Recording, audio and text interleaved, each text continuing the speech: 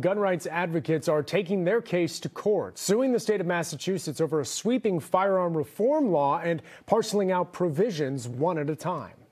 6 months after being signed into law, it's official.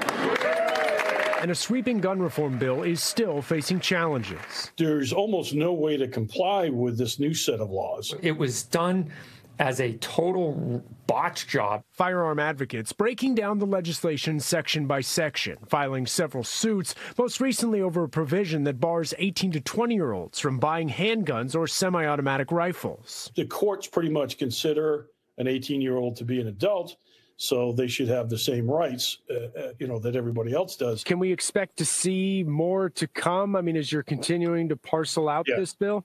Yeah, absolutely. We're going to have to. But for those backing reforms, I say bring it on. It will withstand any challenge that comes its way. Resistance was expected. This is a part of the work.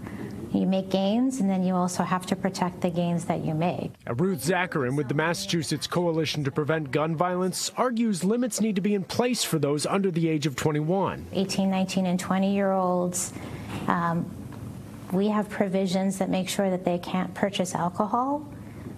Allowing them to have more access to guns, it just doesn't make sense. And while policy is debated in the courts, efforts are underway to let voters have the final say. We are waging, going full speed ahead on the ballot committee to bring this before the voters in 2026. This is the third lawsuit filed by gun rights advocates here in Massachusetts. The Commonwealth reportedly suspended the first two provisions, action that Jim Wallace with Gun Owners Action League says is forward progress.